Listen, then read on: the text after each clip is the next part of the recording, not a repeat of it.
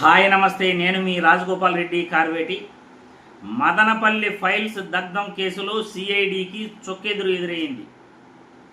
గత 2024 జూలై 21వ తేదీ ఏదైతే Madanapalle sub register office Annamayya జిల్లాలో ఫైల్స్ దగ్ధమయ్యాయి అని కక్షపూరితంగా ప్రభుత్వం కేసులు ఏదైతే పెట్టిందో ఆ కేసుపై ఇప్పటికీ కూడా విచారణలు జరుగుతున్నాయి.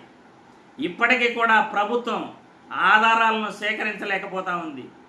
కక్షపూరితంగా ప్రభుత్వం కేసులు పెట్టింది అని వైఎస్ఆర్సీపీ పార్టీ ఆరోపిస్తూ ఉంది. ప్రముఖ పారిశ్రామికవేత్త మాధవ్ రెడ్డిని మొన్న గురువారం అర్ధరాత్రి అరెస్ట్ చేయడం జరిగింది.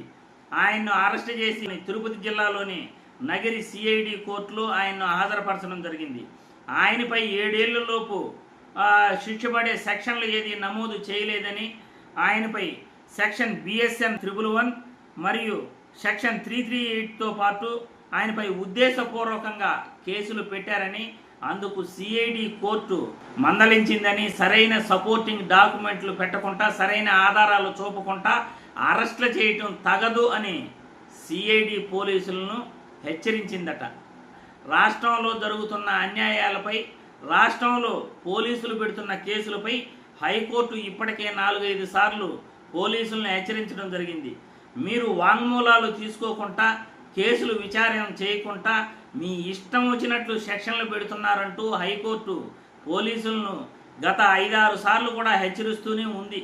కానీ పోలీసుల తీరైతే మారట్లేదు. ప్రభుత్వం ఉద్దేశపూర్వకంగా కేసులు పెట్టి ఎలాగైనా వైఎస్ఆర్సీపీ నాయకులను అరెస్ట్ చేయాలనే ఉద్దేశంతో ప్రముఖ పారిశ్రామికవేత్త మాధవ్ రెడ్డిని అరెస్ట్ చేయటం, ఆయన్ను తిరుపతి జిల్లాలోని నగిరి సిఐడి కోర్టుకు తీసుకురావటం, ఆయన పైన పలు సెక్షన్ల కింద కేసులు నమోదు చేయటం, ఇవన్నీ కూడా సరైన ఆధారాలు లేనందువల్ల, సపోర్టింగ్ డాక్యుమెంట్లు లేనందువల్ల తొందరపాటు చర్యలు తీసుకోవద్దని, ఇది సరైన మంచి పద్ధతి కాదు అని సిఐడి కోర్టు సిఐడి పోలీసులను మందలించిందట. దీనిపైన డిఫెన్స్ న్యాయవాదులు లోకనాథ్ రెడ్డి, సురేష్ రెడ్డి, ప్రకాష్ రెడ్డి తెలిపిన వివరాలు మేరకు మనం ఈ వీడియో చేయటమైందని ఈ వీడియో ద్వారా ప్రతి ఒక్కరికి కూడా తెలియజేస్తున్నాను.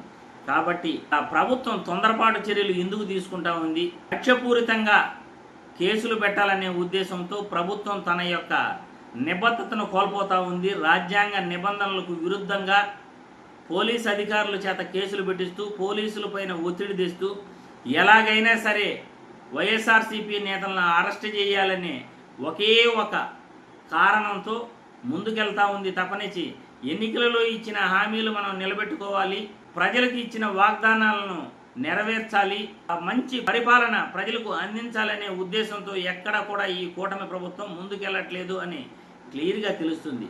ఇకనైనా కూటమి ప్రభుత్వం రాష్ట్ర అభివృద్ధిపై దృష్టి పెట్టాలి, రాష్ట్ర పరిపాలనపై దృష్టి పెట్టాలి, శాంతి భద్రతలపై దృష్టి పెట్టాలి.